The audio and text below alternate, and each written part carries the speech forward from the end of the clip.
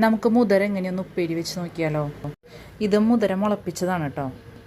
ഇതിങ്ങനെ മുളപ്പിച്ചെടുക്കാനായിട്ട് ഇപ്പോൾ ഒരു ദിവസം വൈകിട്ട് വെള്ളത്തിലിട്ട് വെച്ചിട്ട് പിറ്റേ ദിവസം മോർണിംഗിൽ അത് വെള്ളത്തിൽ നിന്ന് മാറ്റി ഒരു പാത്രത്തിലാക്കി വെറുതെ അടച്ചു വെക്കുക.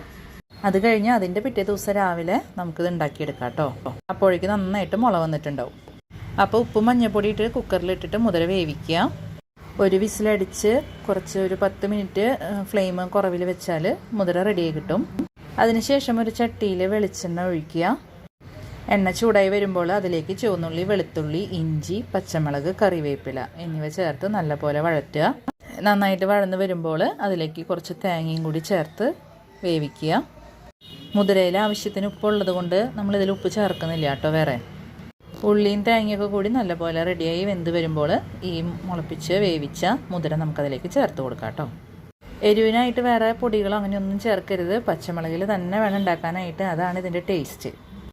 അധികം വെള്ളം ഒഴിക്കാതെ വേണം കേട്ടോ മുതിര വേവിക്കാനായിട്ട്. അപ്പോഴാണ് ഇതുപോലെ ഒരു ഉപ്പേരി പാകത്തിന് കിട്ടുള്ളൂ. ഇത് വെറുതെ കഴിക്കാനായാലും ചോറിൻ്റെ കൂടെ കഞ്ഞിയുടെ കൂടെയൊക്കെ കഴിക്കാൻ നല്ല ടേസ്റ്റാണ്, ഹെൽത്തിയുമാണ് കേട്ടോ. അപ്പോൾ എല്ലാവരും ട്രൈ ചെയ്ത് നോക്കിയിട്ട് അഭിപ്രായം പറയണേ.